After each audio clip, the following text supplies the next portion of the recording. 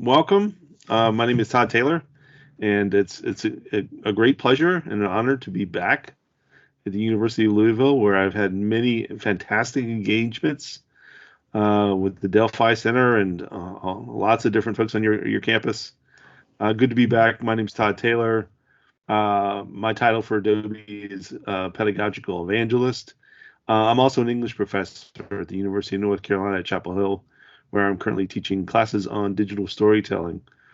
What we're going to talk about today are low lift, high impact practices to promote digital literacy and fluency across the curriculum for all students, not just design students, not just students in an honors course or a capstone course, but imagining digital literacy as a fundamental promise that we are making to students these days when we say that our campuses are preparing them to contribute to their communities and to the workforce when they finish their degree programs. And so my background is as a writing teacher and a director of a first-year writing program at the University of North Carolina at Chapel Hill, where I've been since 1997.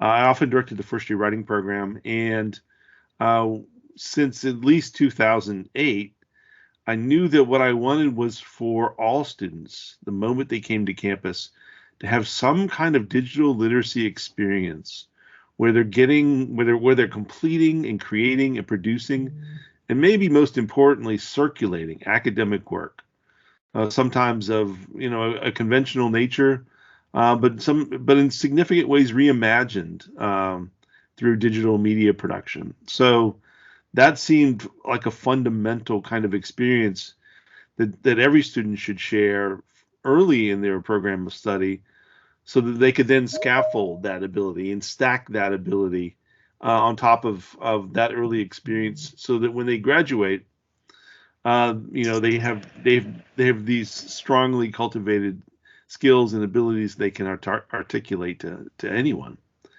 And so I'm going to start sharing my screen to give you a glimpse of what I think this looks like. If you don't know it already, University of Louisville is what's known as an Adobe Creative Campus, and there are actually, as we sit here now, 56 Adobe Creative Campuses worldwide, and there's your logo right there, among universities of all different kinds of profiles, big and small, public and private, 2-year, 4-year research, every kind of institution is represented here. But what they all have in common is a commitment to this concept that we just talked about of promoting digital literacy across the curriculum for all students. The result of that, or at least a lever for that, is to put Creative Cloud in the hands of all students at no charge to them.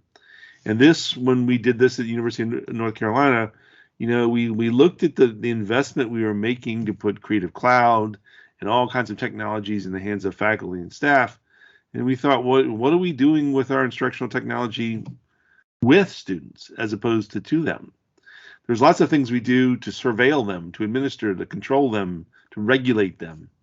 But what are we doing to put these technologies in the hands of students so that they can create, so that they can make, so that they can learn by producing ideas instead of just consuming them? And so if there's been a central focus to all of my research, teaching, and scholarship and curricular leadership since graduate school, when I graduated in 1997, it's that idea of trying to find ways to transform teaching and learning to move students away from being passive, disconnected consumers of other people's content to becoming active, connected producers of their own ideas. And so that's what the Creative Campus program is about, and that's what I mean when I talk about high impact results for teaching and learning. Now, most of us these days, having gone through what we've experienced, particularly in education, especially in higher education over the last 2 years, we need solutions now more than ever that are low lift, but don't compromise the longer aims and goals of what we're trying to help promote in terms of student success. In other words, we need low lift but high impact practices that potentially any faculty member could participate in, because we all share responsibility in raising the tide of digital literacy for all students to have that experience. And so that's what the Creative Campus program is about. That's what your university leadership has made a commitment to as being a part of this strategic program. And at its core, Creative Campus strategic partners prepare students like yours with the most in-demand digital agility skills across all industries and careers. They enable faculty to provide deeply engaging, transformative learning experiences across the curriculum. And then, of course, with things like Acrobat Pro, we enable staff and administration to modernize digital workflows. And increasingly, we're also enabling campuses to differentiate their institutional brand by letting students know what their values are and where they stand. And so this right here is the landing page from Indian River State College, a historically 2-year institution in Central Florida. And when a future student clicks on their website to find out what they're about and what the experience in Indian River is about, one of the first things they see is that Adobe Creative Cloud is now free to all of their students. Same thing, great opportunity that you have at the University of Louisville. And so we're here today to talk about how best to leverage that opportunity. In order to sort of articulate that, to give an example of that, I'm going to share the portfolio of a former student of mine. Her name is Valentina Arizmendi, and she graduated in June of the previous year.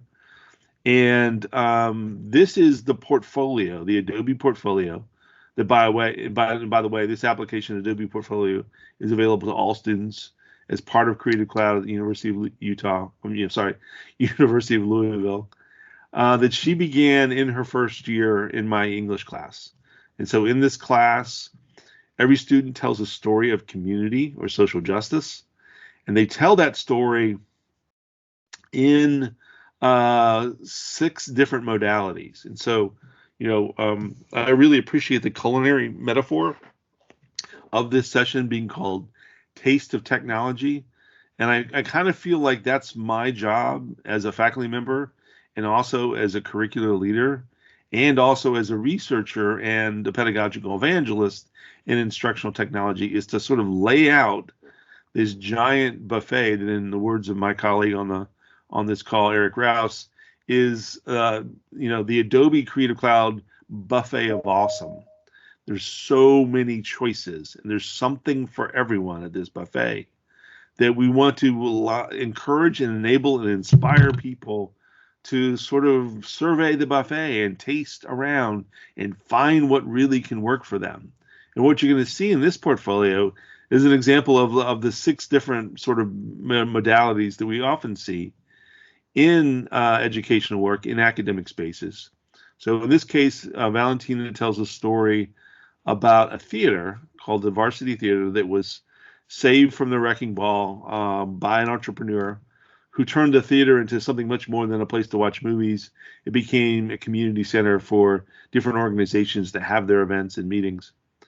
And so at the time, Valentina wanted to be an entrepreneurship major, and she really wasn't thinking about a future in design or media production. But in her first semester, in a random English class that she took with me, she starts to tell the story, as every student in this class did, about what's possible. And so they begin by using their smartphone and taking photographs and using Adobe Photoshop as part of Creative Cloud to create a visual narrative that tells a story. Then every student combines that visual narrative with a linguistic or textual narrative using Adobe InDesign as a magazine article, like you would print in a magazine. She then takes that story and turns it into a podcast using Adobe Audition, and then it's using Adobe Premiere Rush to create a film version, a video documentary of that story. Then it's using what used to be called Adobe Spark, but is now called Adobe Creative Cloud Express to build a really elegant website. And then lastly, it's to use something called Adobe XD to create a mobile app prototype that tells this story. Now, you heard right, I'm not making this up. In a first year English class with no experience with UX or UI, every student in that class told their story in the space of a mobile app prototype, because that's how easy it is to potentially pick up these technologies.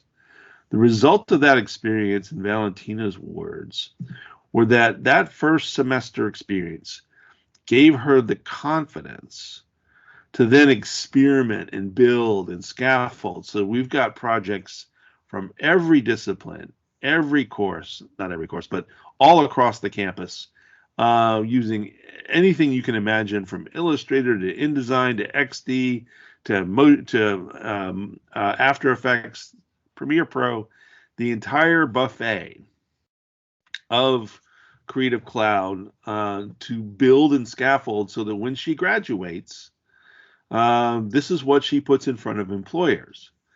And any employer today can take a 2-second glance at this and recognize that Valentina isn't just digitally literate. She's not just digitally fluent. She's digitally agile. She has the most important ability across all industries, careers, and professions universally at this moment.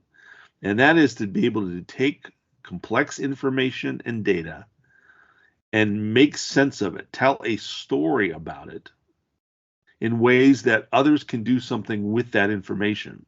That's what colleges and universities do. We produce and share information. And to me, the highest sort of learning outcome that can be exemplified is exactly what Valentina is accomplishing here. She's taking ideas and knowledge and information and putting them into circulation in the ways that are dominant in our cultures and economies today.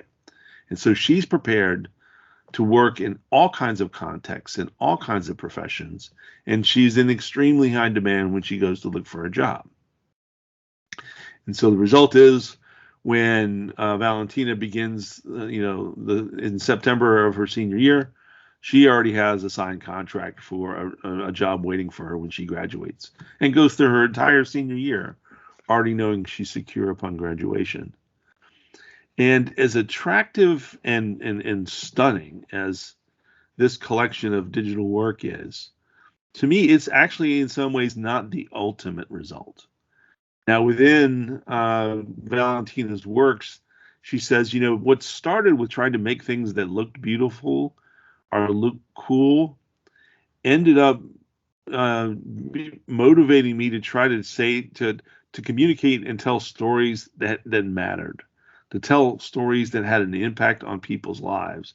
And so when we're talking about high impact results to our teaching and learning, the idea is, what is the ultimate outcome? Is it just being able to accomplish a task? Is it being able to think critically? Or is it even something above that, as potentially self-empowering as developing a sense of agency and self-efficacy?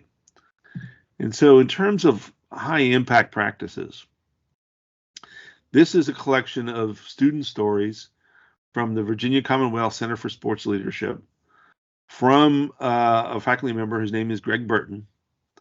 And he, in June of 2020, completed our Faculty Development Institute. And by the way, faculty at the University of Utah there are a limited number of seats that can be available.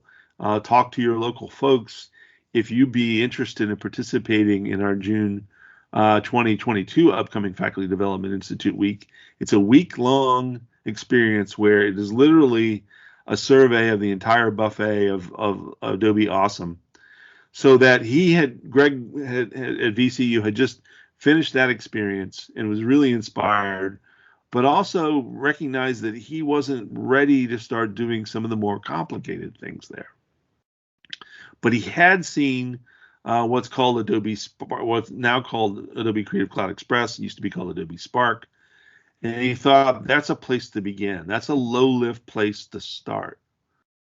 And what we always are encouraging is to not think about the technology itself, not thinking about what software do I want my students to learn, or what technology can I teach them, but how can we learn how these technologies work in the process of telling stories that matter, of leveraging these technologies to deliver higher order outcomes, such as agency and self-efficacy. And to illustrate that point, this is a project done by Murray Littlepage.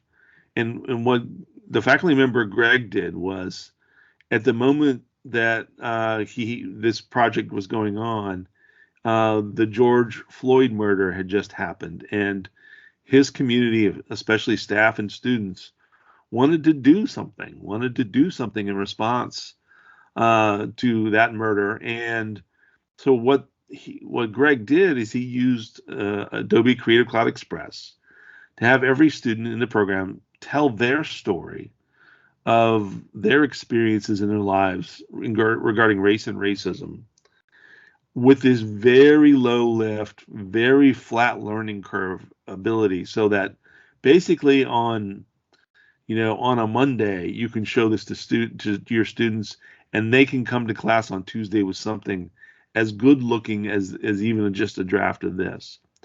And so I want everyone to read this real quickly. It wouldn't be appropriate for me to read it out loud in my own words, so let's just read Murray Littlepage's story.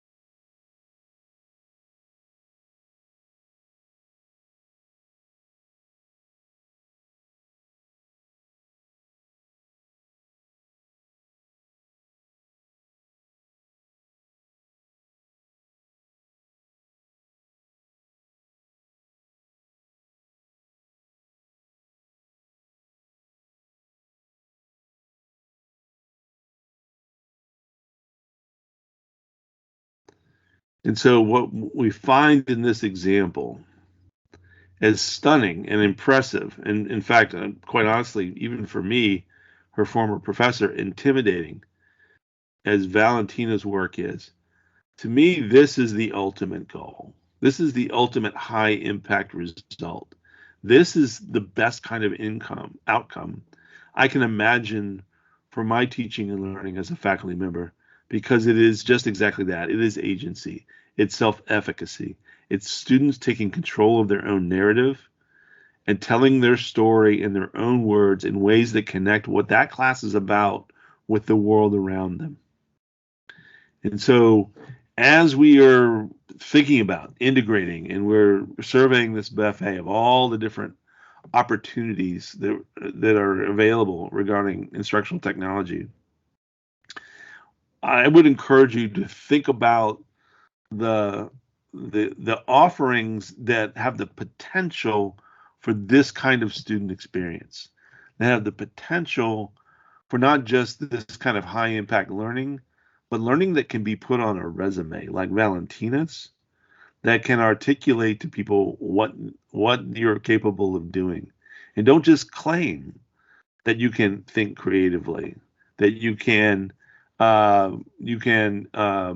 creatively problem solve, that you can think critically, that you can collaborate in teams, and you can communicate clearly, but gives poignant and powerful and direct experience and evidence of that student's ability to do that. Think, for instance, about the worldwide movement to make sure that everyone has some experience with coding, because these technologies are so important that you want to have some understanding of what coding is and how it works. And I agree with that. I think that's extremely valuable. But if we think about defining that as in digital literacy, a very narrow bandwidth of people is actually going to be either literate or fluent or agile when it comes to coding and as a profession in coding. Everyone needs to be able to communicate complex ideas, to be able to integrate evidence, to be able to tell their story, to be able to tell the story of a business or of a data set or whatever it is that's important to communicate. And as we all know, basically all of those ideas are being shared and communicated digitally. And so it's not an ability that a student in one class, in one part of the curriculum, can all of a sudden develop and they're set for life. It's something that has to be sequenced. It has to be developed. So I'm encouraging you out there as faculty members and instructional designers and curricular leaders, when you're looking at this buffet, when you're looking at all the options you have in front of you in terms of all these tastes of technology, I would encourage you to taste and maybe leverage the ones that have the potential for this kind of high impact result. Now, I also admit that that's a lot easier said than done.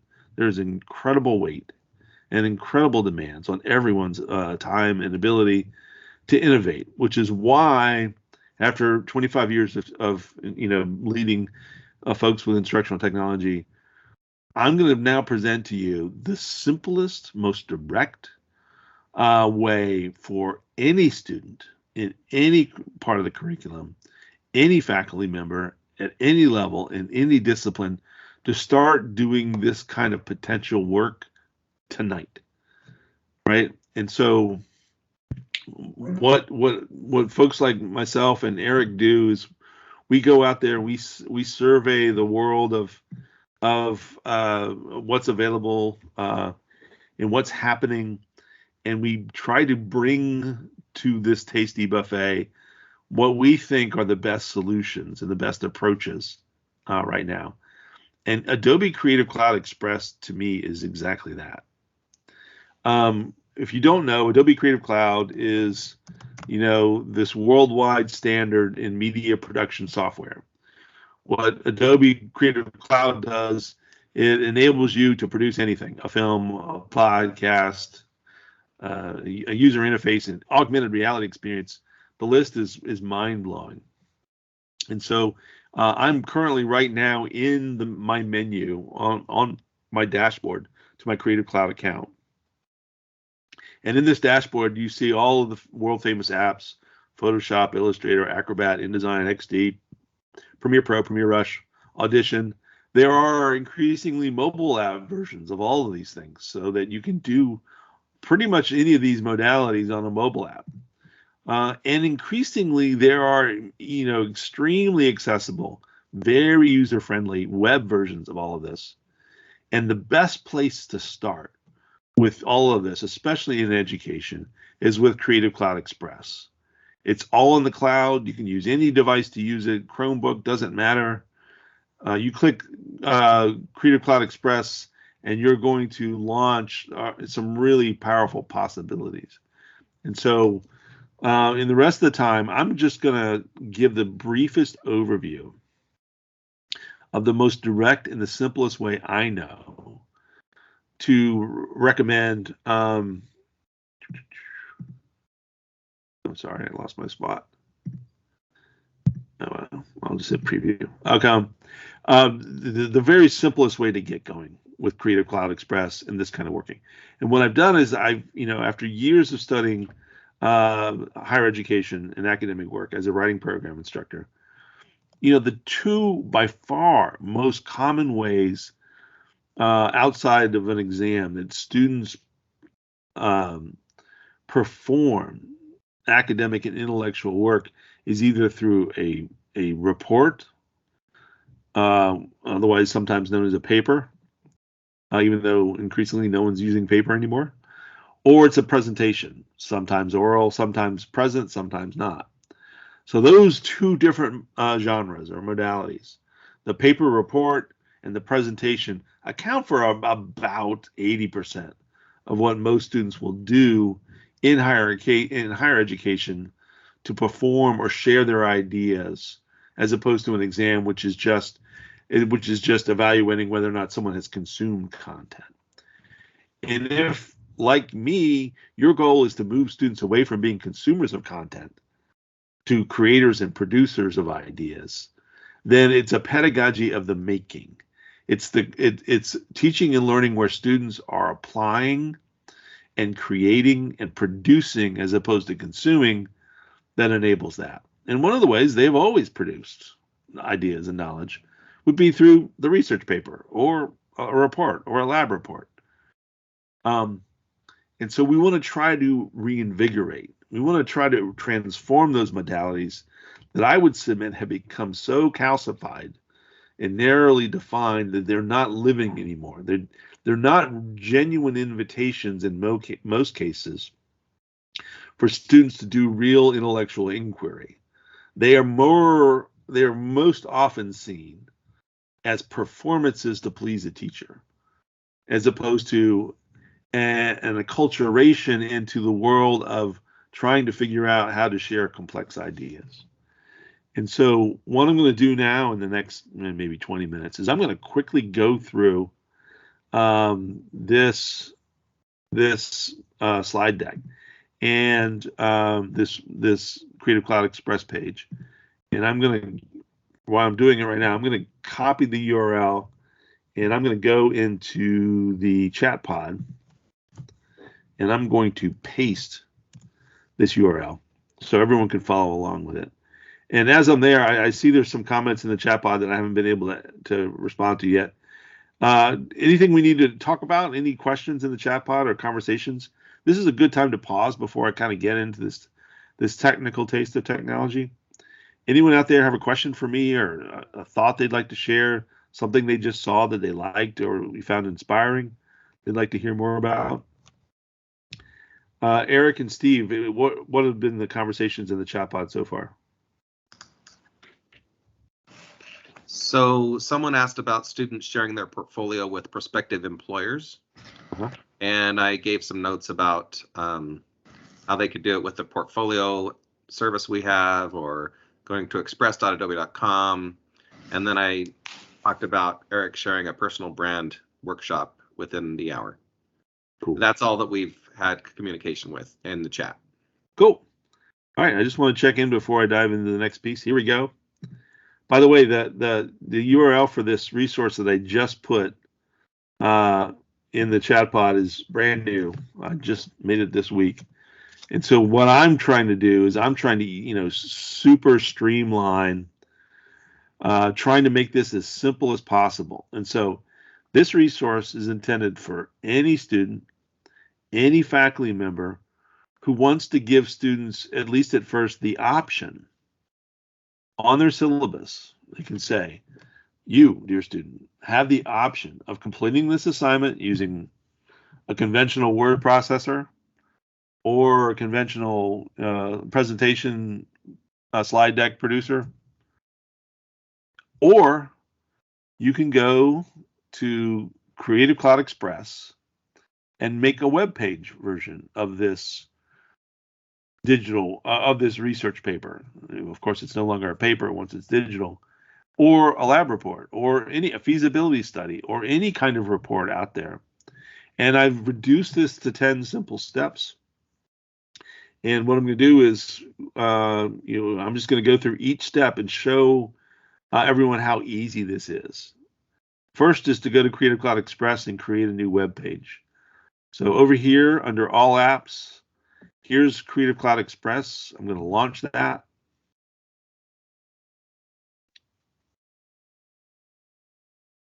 And when I do, we get this interface, which has, if you've used Spark in the past, is really leapfrogging itself. All these amazing new quick actions for removing backgrounds, converting to GIFs, resizing videos, incredible opportunities here. The key to Creative Cloud Express is always click the plus sign. When you do, you get this menu. You can start building from a template. You can work on all these quick actions. But what we're going to do is not make a graphic or a video. We're going to make a web page. And so step one is to create a web page in Creative Cloud Express.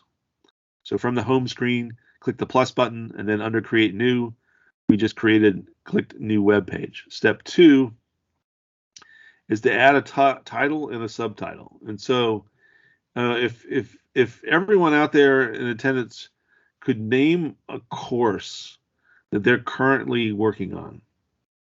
And so I'm currently teaching, and give us the suffix, the ENGL 1105. And the name of that course is Introduction to College Writing, or Introduction to Physics, or whatever it might be.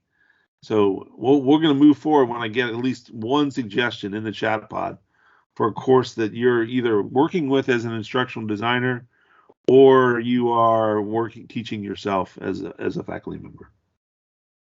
And so I see folks typing away.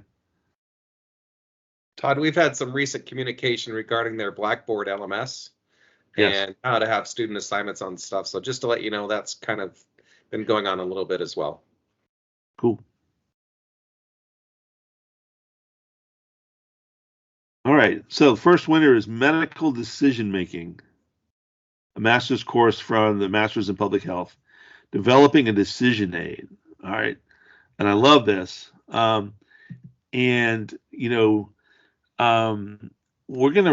This is not, no, actually, I'm not going to do this because it's not low lift. If we had time to work together, I would encourage your students to use Adobe XD to prototype a mobile app that it becomes sort of a decision tree in a medical diagnosing activity. Does this patient do this? Does this patient do that? If so, click here. And if you click here, then you get another screen that creates this, basically logic tree. But we're going to keep that. That's not low lift. XD is not low lift. It has a significant learning curve. And so let's imagine, I'm sharing my screen. I can't remember. Let's see. Medical decision making. All right, sharing my screen. Here we go. All right, so Masters in Public Health. Well, I'm just going to make up a number. We'll call this 5,050, spring 2022. And Steve, read me medical decision tree. That's it. Well, actually, we'll call it this way. Diagnosis decision tree. And apologies, I'm not a public health official, and diagnosis may be the wrong term. And so now this student is going to put together this report of their process, the steps they're going to take to come up with a diagnosis of, let's say, an orthopedic issue, whether or not someone needs knee replacement. And I picked that because my mother-in-law, who's downstairs at the moment, is facing that. So that's what's in my mind. So that's step one. It's the step, what number are we on? Step 3?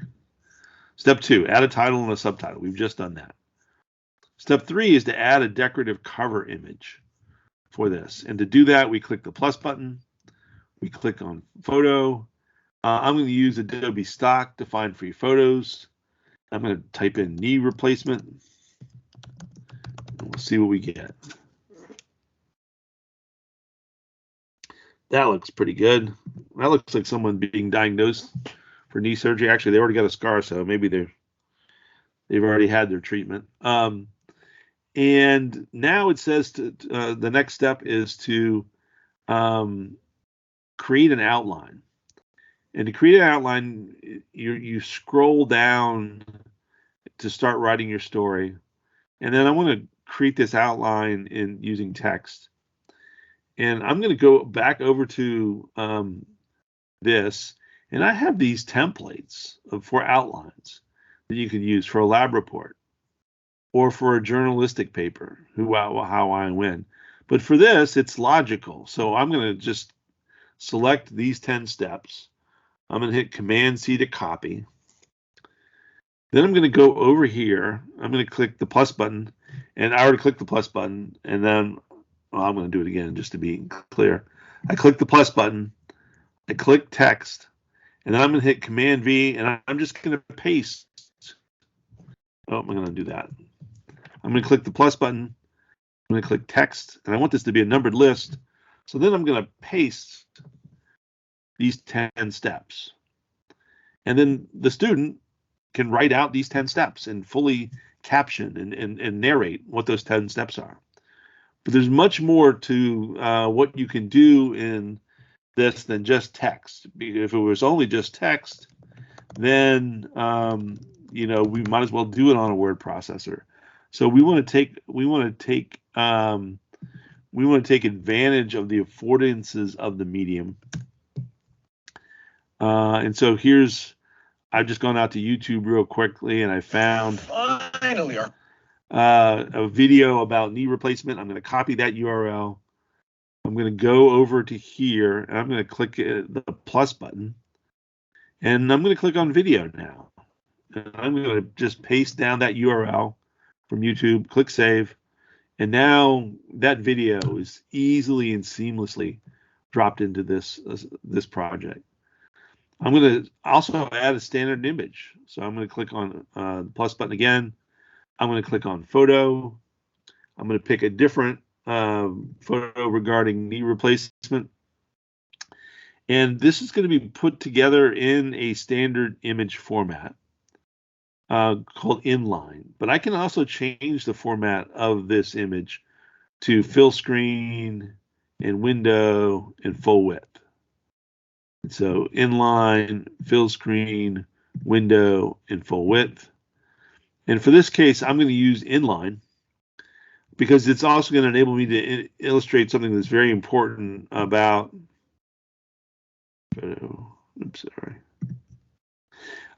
images in Spark. Creative Cloud Express.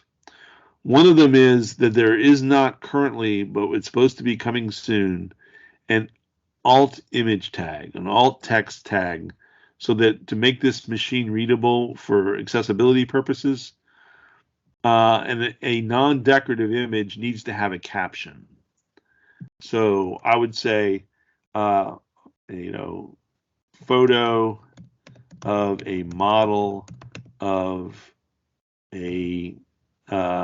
of the parts of the knee. And so I would add that as a caption, so now it's accessible and machine readable. You also have the ability to click the plus button and do lots of cool things, such as put in photo grids I'm just going to pick, 4 random pictures, click save. And the way this is formatted now is as this photo grid that you can click on and expand and browse through when you view this thing. Then if I click the plus button, there's also something called a glide show, which is very cool looking. And I'm going to pick this X-ray because it looks kind of mysterious. And I'm creating a glide show. I click save, and look, I get this floating box that I can actually move around. I can center it. I can make it left or right. And in this floating box, I can now put anything I want, including a video. And so there's the same YouTube video there. I can click the plus button. I can add text. Knee replacement. I can format this text by selecting it, centering it, bold facing it, or I can make it H1, H2, or a quotation mark. Also, if it's just normal text, I can select it and make it into a hyperlink to wherever I want it to go. All right. And so the other sort of featured layout you have is something called a split layout, where and in this side you can put an image. I don't like that one because it's too light. Put this one. I don't like that one. I like this one. And then over here you can add whatever you want, all kinds of text, anything you want. You can also add video. And then there's also, you can create a hyperlink button. So if I want to create a button link to YouTube video. I can also link to the video that way, although it's not going to be formatted as a video. It's just a link to a button you can go to. All right, so let's say you've got this all edited the way you want. I've actually skipped through this to be real kind of streamlined. We showed how to format text using these different options. We showed how to add a standard image, and then how to format that image as an inline. They're also in here is the note about adding a caption for accessibility. There's this special format options that we can go through. We're now on step 8, which is now we've got this, and we don't like the font, we don't like the colors. Over here in the top right-hand corner is a button that's called Themes. Click on Themes, and I have some of my own branded themes that I'm just clicking on real quickly. And you can see how the fonts change and the colors change. There are also these sort of pre-formatted options. This one's called Trek. This is my favorite. I use Crisp all the time. This is Baldwin. And so your students can play around with this. And your students, because you have Creative Cloud, can actually do their own personal branding. They can bring in their own fonts and colors, but that's a little bit more advanced. For now, just these presets are perfectly fine for this kind of work. They're designed to be kind of foolproof, where you can't make a bad design decision, right? And so when I'm done looking at themes, I'll click on themes again. That goes away. That's step 8, changing the font, the format, and the color themes. Step 9 is publishing and sharing. So I've got everything the way I want it to look, my report, my slide deck, my paper, whatever you want to call this, is done. Now we want to share it. We click on the share button. We click on publish and share link. We pick a category. I always just pick education.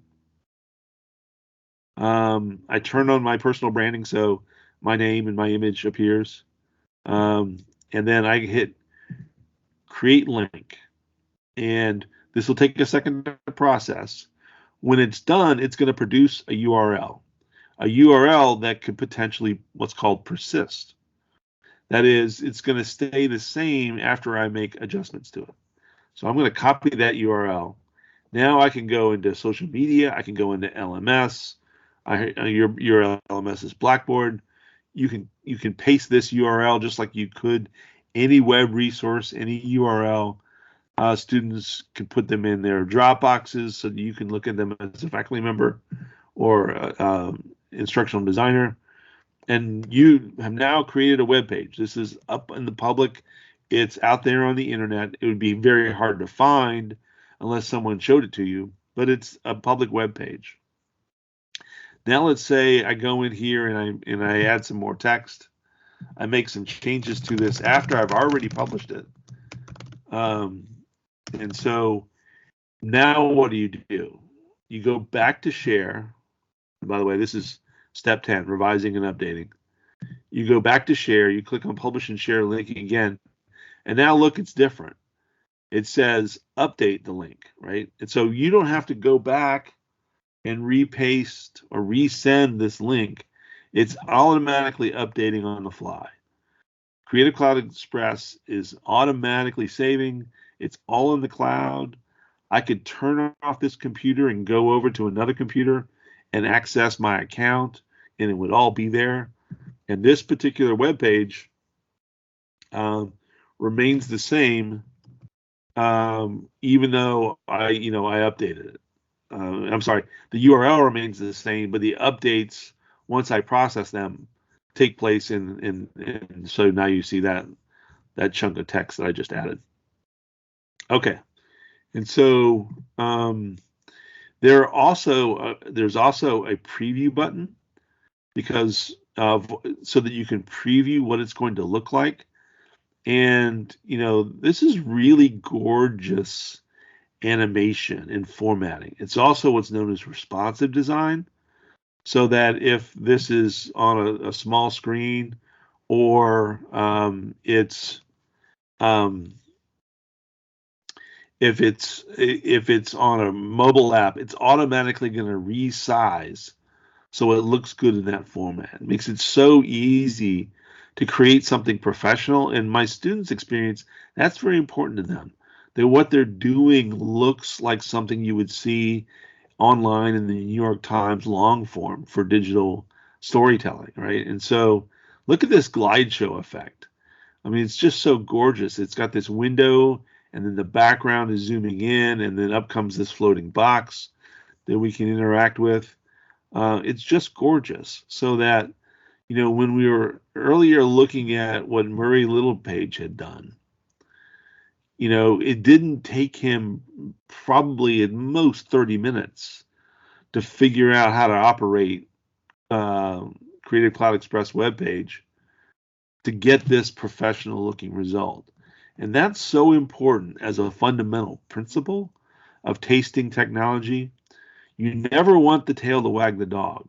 You never want the technology to take all the attention and all the focus away from the learning outcomes, from the substance of the course. And in this case, from the goals of really high standard, high impact results and practices.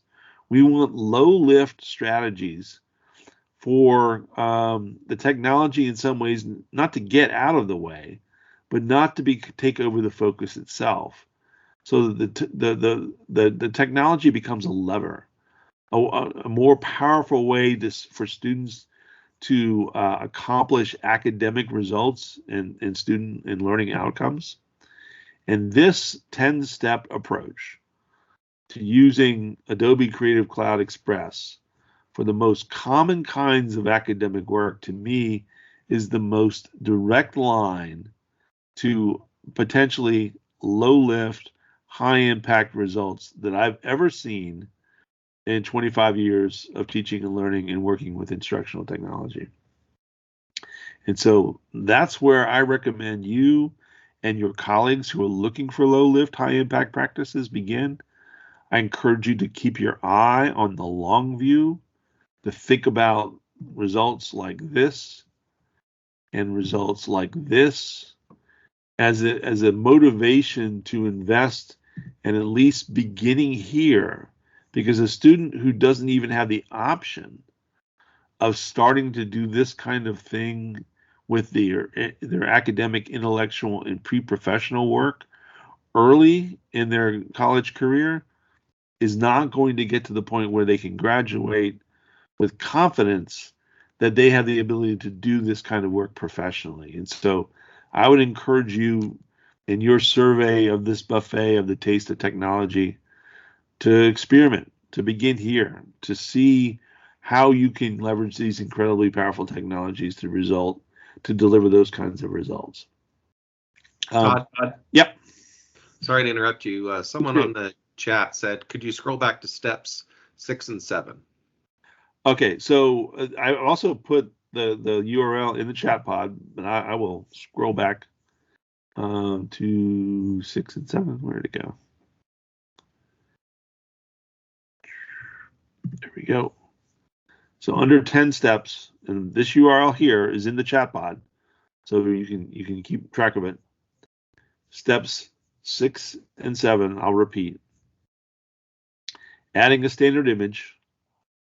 So when you want to add an image, you click the plus button, you select photo, then you search the search engine or upload an image to add an image, and then you add a caption if you need to make it accessible. If the image is decorative and not really part of the report, then you don't necessarily have to make an accessible caption. But if you want to have, sort of the full range of opportunity and compliance, you could do that. And so when you click that plus button, up comes these things. You click on photo, and then you go into the search engine and you go looking for what you want. And so I'll do that again, just to illustrate how it works. So I'm in preview mode. Now I'm back in edit mode. If I wanted to add an image here, click the plus button, click on photo. And the first time you open this, you'll come to this add photo menu. where I could upload a photo if I wanted. I could find free photos that are fair use, high resolution, high quality images. I have access to Adobe Stock, so I did that, but I'm not actually going to license any of that because this was just for a demonstration. I'm gonna upload a photo just for the fun of it to show something a little bit different because I'm intrigued by the culinary metaphor here. Actually, I'm not going to do that because it's not behaving. I can also find free photos and search Pixabay or Flickr. I'm going to type in buffet here. I hope I won't get pictures of Warren Buffett, even though I spelled that wrong. There we go. Here's a buffet. And so here's the cornucopia of what we're trying to lay out today. Unfortunately, this is all pizza, but some of it looks pretty good. And so that's how you add a standard image. That was step 6. Step 7 is how you add those special format objects. And so you click the plus button, and you can add not just a regular photo, not just regular text, but a button or a video or a photo grid or a glide show or a split layout. And so I walk through those, and that's how that's accomplished. Other questions or thoughts out there in the 5 minutes we have left?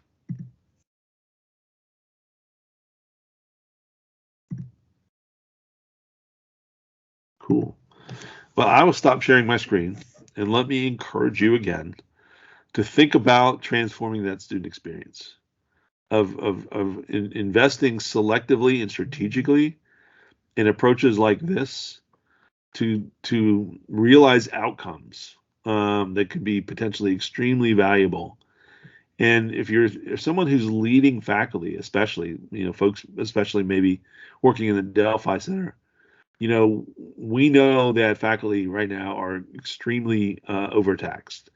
Every lesson plan I have now, I have to sort of imagine it 3 different ways. Whether they're physically in the classroom, whether some people are going to be in the classroom and some people are going to be on Zoom in quarantine, or in some cases, it's everyone is going to be on Zoom. And so that's demanding. And so in order to face forward, to look forward, to take the opportunities that actually have emerged over the last 2 years and leverage them to try to make education better than ever before, I would encourage you to encourage yourself and your colleagues to begin exactly in a place like this. And especially since you and your students and everyone at the University of Louisville has this amazing opportunity to put Creative Cloud in all of your hands at no additional charge to anyone. That basically only 60 campuses in the whole world have that exact same kind of opportunity. That's really amazing. You also have the incredible Delphi Center with lots of folks who know exactly how to help guide people to be successful in this way. And to me, that's just the ideal combination of and the way to go towards transforming teaching and learning. So I want to thank Ashley and the folks at the University of Louisville for having us today. Eric, why don't you come on screen and promote